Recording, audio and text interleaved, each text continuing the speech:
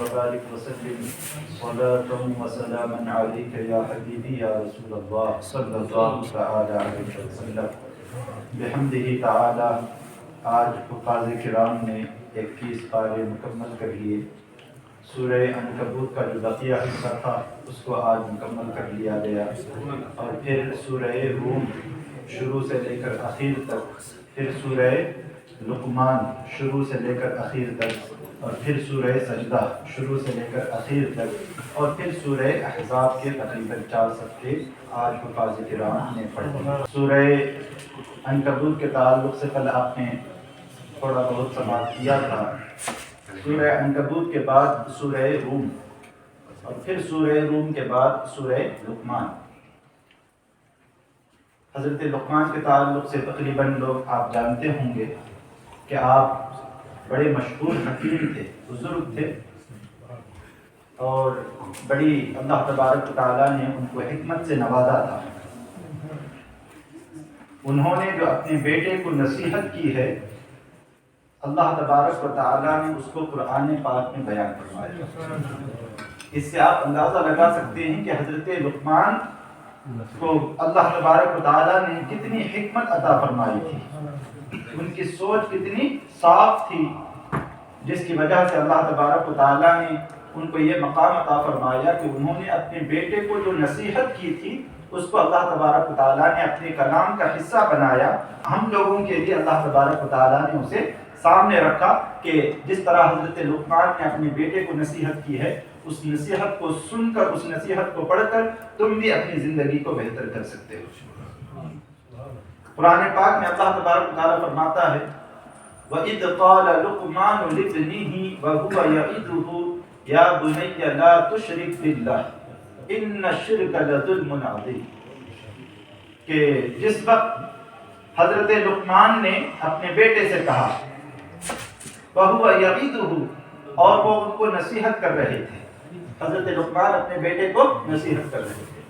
یہاں سے ایک بات اور سمجھ میں آتی ہے کہ جو دعوت کا کام کرتے ہیں، جو لوگوں کو بھلائی کی طرف بلانے کا کام کرتے ہیں، ان کو اپنی دعوت کا کام، بھلائی کی طرف بلانے کا جو کام ہے، وہ سب سے پہلے اپنی ذات سے شروع کرنا ہے، اور پھر اپنی ذات کے بعد پھر سب سے پہلے اپنی فیملی سے اس کو شروع کرنا ہے۔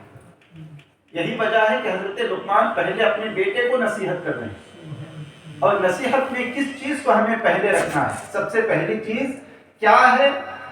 لا تشرک باللہ، اللہ تبارک و تعالیٰ کے ساتھ کسی کو شریک نہ ٹھہراؤ۔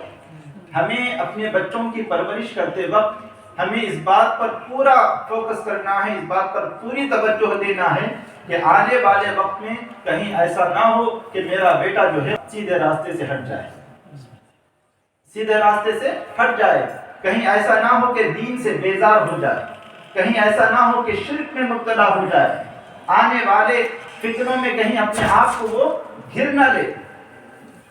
اس کے لیے ہمیں پہلے ہی سے کوشش یہ کرنی ہے کہ بچے کو دین کی جو بنیادی چیزیں ہیں، بنیادی عقائد ہیں، ان کے تعلق سے بچوں کو آگاہی دیتے رہیں، اور خود بھی جو ہے اس کے سختی کے ساتھ پابند رہیں، اور بچوں کو ہمیشہ سے تاکید کرتے رہیں کہ ایمان جو ہے اللہ تبارک و تعالیٰ کی دی ہوئی سب سے بڑی دولت ہے، سب سے بڑی دولت ہے۔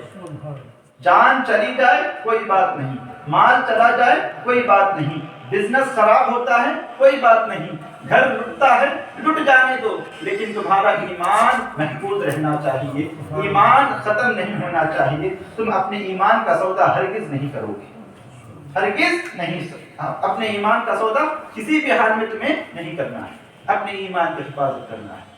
اللہ تبارک و تعالیٰ نے حضرت لقمان کی اس نصیحت کے پہلے حصے کو بیان کرنے کے بعد اب اللہ تبارک و تعالیٰ اپنی بات کرتا ہے۔ وَوَصَّيْنَا الْإِنسَانَ بِوَالِدَيْهِ، حضرت لقمان کی نصیحت جو ہے پھر اب آگے آ رہی ہے، اس سے پہلے اللہ تبارک و تعالیٰ کچھ اور کہنا چاہتا ہے۔ وَوَصَّيْنَا الْإِنسَانَ بِوَالِدَيْهِ، اور ہم نے انسان کو نصیحت کی، کس چیز کی؟ کہ اپنے والدین کے ساتھ وہ حسن سلوک کرے۔ میں نے پچھلے گفتگو میں بھی جو ہے والدین کے ساتھ حسن سلوک کرنے کے تعلق سے باتیں کچھ بتائی تھی، لیکن اس میں تھوڑا سا الگ ہے، جو چیز الگ ہے بس اس چیز کو میں ہائی لائٹ کرنے جا رہا ہوں۔ اللہ تبارک و تعالیٰ فرماتا ہے وَوَصَّيْنَا الْإِنسَانَ بِوَالِدَيْهِ حَمَلَتْهُ أُمُّهُ وَهْنًا عَلَى وَهْنٍ وَفِصَالُهُ فِي عَامَيْنِ أَنِ اشْكُرْ لِي وَلِوَالِدَيْكَ إِلَيَّ الْمَصِيرُ۔ پہلے اللہ تبارک و تعالیٰ نے یہ کہا کہ والدین کے ساتھ حسن سلوک کرو، پھر اس کے بعد اللہ نے ماں کو خاص طور سے بیان کیا، ماں کو خاص طور سے بیان کیا۔ کیسے؟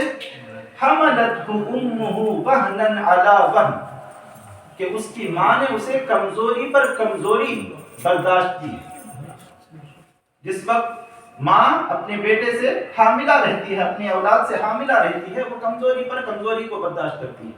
وَفِصَالُهُ فِي عَامَيْنِ، اور 2 سال تک اسے دودھ پلاتی ہے۔ اور پھر اس کے بعد اللہ تبارک و تعالیٰ فرماتا ہے انشکر لی، تمہیں چاہیے، بندے کو چاہیے، انسان کو چاہیے کہ وہ میرا شکریہ ادا کرے، میرا کہ میں نے اسے زندگی دی۔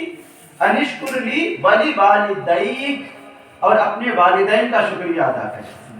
اپنا شکریہ ادا کرنے کے بعد اللہ کہتا ہے کہ میرا شکریہ ادا کرو، اور پھر میرے بعد اپنے والدین کا شکریہ ادا کرو۔ یعنی اللہ تبارک و تعالیٰ کے بعد، اللہ اور اس کے رسول کے بعد اگر سب سے اہم کوئی ہے ہمارے لیے تو وہ ہمارے والدین ہیں، وہ ہمارے لیے والدین ہیں۔ اس لیے اللہ نے جو ہے والدین کو خاص طور سے اپنے شکر کے ساتھ والدین کے شکر کو ملا کر بیان کیا کہ میرا شکریہ ادا کرو اور پھر والدین کا شکریہ ادا کرو۔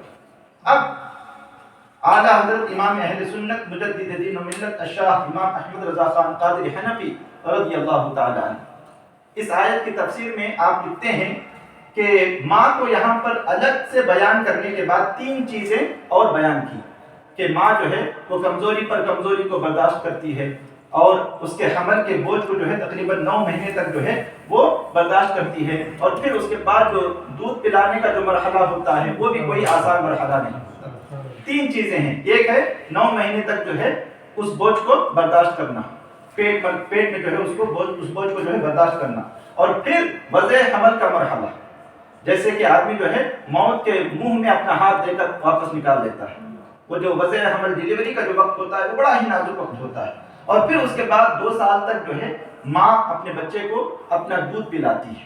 تو یہ 3 چیزیں ایسی ہیں جس میں باپ جو ہے وہ ماں سے پیچھے رہ گیا، باپ جو ہے ماں سے پیچھے رہ گیا۔ یہی وجہ ہے کہ ایک شخص حضور اکرم صلی اللہ تعالی علیہ وسلم کی خدمت میں حاضر ہو کر عرض کرتے ہیں یا رسول اللہ من احق بحسن صحابتی، کہ اللہ کے رسول صلی اللہ علیہ وسلم میرے حسن سلوک کے سب سے زیادہ حقدار کون ہیں؟ میرے حسن سلوک یعنی اگر میں کسی کے ساتھ بھلائی کرنا چاہوں، کسی کے ساتھ کچھ احسان کرنا چاہوں تو میرے اس احسان کا سب سے زیادہ حقدار کون ہے؟ تو آقا کریم صلی اللہ تعالی علیہ وسلم فرماتے ہیں امک، تمہاری ماں تمہارے حسن سلوک کی سب سے زیادہ حقدار ہے۔ صحابی رسول پھر عرض کرتے ہیں ثم من یا رسول اللہ، اے اللہ کے رسول صلی اللہ علیہ وسلم میری ماں کے بعد کون؟ حضور فرماتے ہیں امک، تمہاری ماں۔ تیسری مرتبہ پھر پوچھتے ہیں ثم من یا رسول اللہ، کہ یا رسول اللہ میری ماں کے بعد پھر کون ہے؟ آقا فرماتے ہیں امک، تمہاری ماں۔ چوتھی مرتبہ جب صحابی رسول نے پوچھا کہ اچھا پھر کون ہے؟ پھر حضور اکرم صلی اللہ تعالی علیہ وسلم نے فرمایا ابو، کہ اب تمہارے والد کا مقام ہے۔ یعنی 3 مرتبہ ماں کو جو ہے فضیلت عطا فرمائی، اور پھر اس کے بعد باپ کا آپ نے تذکرہ کیا۔ اعلیٰ حضرت نے اس کو اسی سے جوڑا ہے کہ وضع یہ پورا 9 مہینے تک حمل کا جو بوجھ وہ برداشت کرتی ہے، حمل کی جو تکلیف وہ برداشت کرتی ہے وہ ایک چیز، اور پھر وضع حمل کی جو تکلیف ہے اس چیز کو جو وہ برداشت کرتی ہے وہ دوسری چیز، اور تیسری چیز بچے کو دودھ پلانا۔ یہ 3 تکلیفیں جو ماں برداشت کرتی ہیں، اسی کے مقابلے میں گویا حضور اکرم صلی اللہ تعالی علیہ وسلم نے ماں کو باپ کے اوپر 3 مرتبہ فضیلت عطا فرمائی، 3 مرتبہ فضیلت عطا فرمائی۔ اور پھر اس کے بعد اللہ نے واضح طور پر فرمایا وَإِن جَاهَدَاكَ عَلَىٰ أَن تُشْرِكَ بِي مَا لَيْسَ لَكَ بِهِ عِلْمٌ فَلَا تُطِعْهُمَا وَصَاحِبْهُمَا فِي الدُّنْيَا مَعْرُوفًا۔ یعنی ماں باپ کا مقام و مرتبہ اس قدر بلند ہے کہ خدا نخواستہ اگر کسی کے ماں باپ کافر ہوں، مسلمان نہ ہوں، غیر مسلم ہوں، تب بھی قرآن میں اللہ فرماتا ہے وَصَاحِبْهُمَا فِي الدُّنْيَا مَعْرُوفًا، کہ ان کے ساتھ دنیا میں تم بھلائی کرو گے، اگرچہ وہ غیر مسلم کیوں نہ ہوں، لیکن ان کے ساتھ غیر مسلم ہونے کا یہ مطلب نہیں ہے کہ تم ان کو بالکل چھوڑ دو گے، ان کی کوئی پرواہ نہیں کرو گے، بلکہ جو دنیاوی معاملات ہیں، جو دنیاوی حقوق ہیں، ان حقوق کو تم ادا کرتے رہو گے۔ ہاں اگر وہ تمہیں کوئی شرک کا کام کرنے کے لیے کہتے ہیں، میرے ساتھ کسی کو شریک ٹھہرانے کے لیے، بتوں کی پرستش کرنے کے لیے کہتے ہیں، تو اس میں نہیں سننا ہے۔ اللہ تبارک و تعالیٰ کے ساتھ کسی کو شریک ٹھہرانے یا شریعت کے خلاف کوئی وہ حکم دیتے ہیں تو اس کی بجاوری تمہیں نہیں کرنا ہے۔ اس کے علاوہ جو دنیاوی معاملات ہیں اس میں تم ان کے ساتھ بہتر سے بہتر سلوک کرو گے۔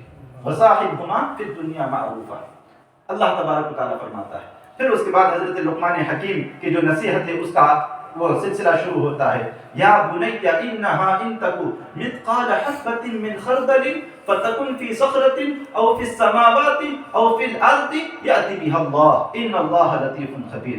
حضرت لقمان اپنے بیٹے سے کہتے ہیں، اے بیٹے، برائی چاہے رائی کے دانے کے برابر ہی کیوں نہ ہو، رائی کے دانے کے برابر ہی کیوں نہ ہو، فتکن فی صخرتی، اور وہ رائی کے دانے کے برابر جو برائی ہو وہ کسی بہت بڑے چٹان کے نیچے دبی کیوں نہ ہو، او فی السماوات، یا آسمانوں میں کہیں کیوں نہ ہو، او فی الارض، یا زمین کی کسی تہہ میں کہیں چھپی ہوئی نہ ہو، او تکن فی الارض یأتی بها اللہ، قیامت کے دن چھوٹی سی چھوٹی برائی چاہے وہ رائی کے دانے کے برابر ہی کیوں نہ ہو اور کہیں کیوں نہ ہو، اللہ تبارک و تعالیٰ اسے قیامت کے دن تمہارے سامنے پیش کرے گا۔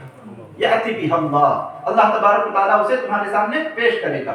دوسرے مقام پر اللہ فرماتا ہے فَمَن يَعْمَلْ مِثْقَالَ ذَرَّةٍ خَيْرًا يَرَهُ وَمَن يَعْمَلْ مِثْقَالَ ذَرَّةٍ شَرًّا يَرَهُ، یعنی اگر چھوٹی سی چھوٹی بھلائی بھی تم کرو گے تو اللہ تبارک و تعالیٰ اسے بھی تمہارے سامنے پیش کرے گا، اور اس دنیا میں اگر تم چھوٹی سی چھوٹی برائی بھی کرو گے تو اس برائی کو بھی تم ضرور دیکھو گے۔ یعنی برائی چاہے کتنی چھوٹی ہی کیوں نہ ہو ہمیں اسے نہیں کرنا ہے۔ ایسا نہیں کہ صرف بڑے بڑے برائیاں ہم چھوڑ دیں گے، چھوٹی برائیوں کو کرتے رہیں گے۔ اسی طرح کوئی بھی اچھا کام حقیر سمجھ کر، چھوٹا سمجھ کر نہیں چھوڑنا چاہیے۔